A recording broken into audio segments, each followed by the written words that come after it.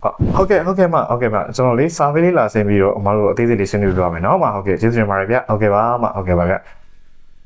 ဟိုရမ်းတာအားလုံးပဲမင်္ဂလာပါဒီနေ့မှာတော့ Meet Japanese ရဲ့ episode 4လေးရိုက်ကူဖို့ရှိပါတယ်အဲ့တော့ဒီနေ့အတွက် guest ကတော့ Sales Department ရဲ့ HOD တူဖြစ်တဲ့ကို William ပဲဖြစ်ပါတယ်မင်္ဂလာပါမင်္ဂလာပါမထမင်္ဂလာပါဗျ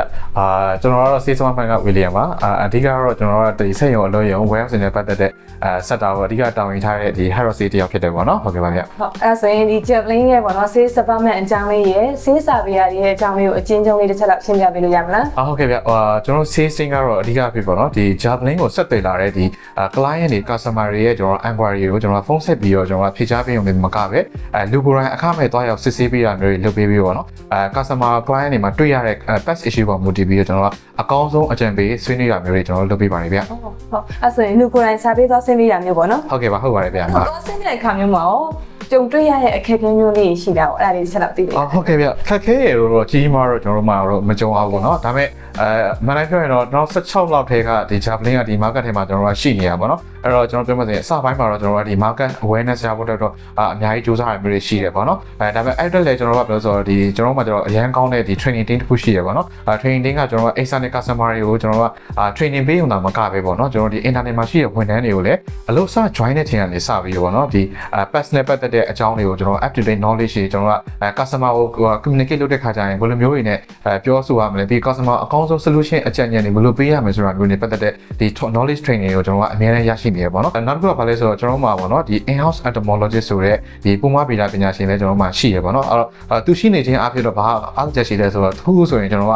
ကျွန်တော်လက်မမီတဲ့ knowledge မျိုးတွေကျွန်တော်မသိနိုင်တဲ့အကြောင်းအရာမျိုးတွေဆိုရင်ကျွန်တော်ချက်ချင်းသူ့ကိုမေးပြီးတော့ပေါ့နော်သူစီကနေ advice တွေယူတာမျိုးတွေကျွန်တော်ကလုပ်ပါတယ်ဗျဟုတ်ကဲ့အဲ့ဆိုရင်ကျွန်တော်လည်းမှာကျွမ်းကျင်ပညာရှင်လည်းရှိရပါတော့ဟုတ်ပါတယ်ဗျဒီမှာလုပ်တဲ့လောက်သက်ကောလာရှိတယ်လေလက်ရှိကျွန်တော်ဂျာပန်မှာဆိုရင်လုပ်တဲ့6နှစ်ကျော်ရှိနေပြီပေါ့နော်ဒါပေမဲ့6နှစ်ကျော်ရှိနေပေမဲ့လည်းလက်ရှိလည်းကျွန်တော်တို့ဒီ pass ရဲ့အကြောင်းတွေကလေ့လာလို့လည်းမကုန်နိုင်သေးဘူးပေါ့ဟုတ်ပါတယ်ဗျလေ့လာလည်းမကုန်နိုင်ပါတော့အဲ့တော့6နှစ်လောက်ရှိပြီဆိုတော့လေဒီ career မှာလုပ်ချင်တဲ့မျိုးဆက်သစ်တွေတော့ကို senior တယောက်အနေနဲ့ပေါ့နော်ဘယ်လိုမျိုးကြံဉာဏ်လေးပေးချင်လဲမသိမတိုင်းပြောမှဆိုတော့ပေါ့နော်ဒါလူငယ် future generation ကပြောမှဆိုရင်ဒါကျွန်တော်တို့ထပ်တယ်အများကြီးအခုနောက်ပိုင်း generation အများကြီးတော်ကြပါတယ်ပြောမှဆိုရင်တော့ကျွန်တော်တို့ sales ကြောင်းနေလည်းတော့ sales ရဲ့ perspective ကနေပဲပြောပြမယ်ပေါ့နော်အဓိကကျွန်တော်တို့ကဒီ sales ဆိုတာဖြစ်တဲ့ကြောင့်ပေါ့ကျွန်တော်ကစကားပြောစွမ်းရည်နဲ့ကျွန်တော်တို့ဒီအယောင်စွမ်းရည်ဆိုတာပြောမှဆိုရင်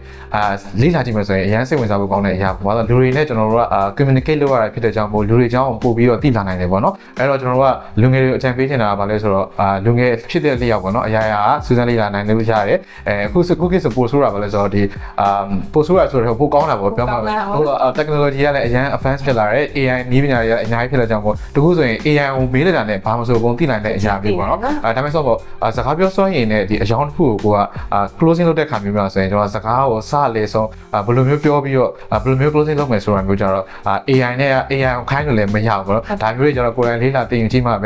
သိလာမယ့်အရာမျိုးဆိုတော့ဒါမျိုးကလည်းပြောမှဆိုရင်ကိုယ့်ရဲ့ဘဝတက်လန်းအတွက် soft skill တစ်ခုအနေနဲ့ပေါ့နော်ဒါလေးလာခြင်းမျိုးဆိုရင်တော့လေးလာကြည့်လို့ရတဲ့အကောင်းတဲ့အရာတစ်ခုလို့ကျွန်တော်အကြံပေးခြင်းနဲ့နောက်ပြီးတော့လူငယ်ဖြစ်တဲ့သဘောလေးရောပေါ့လူငယ်ဆိုတာကျွန်တော်ဆိုလဲဒါလူငယ်တွေကလူငယ်ပဲပေါ့နော်လူငယ်ဆိုတော့ကျွန်တော်ကပြောတဲ့အချိန်မှာလည်းကျွန်တော်ကပြောခြင်းပါခြင်းကြရတယ်ပေါ့နော်ဒါပေမဲ့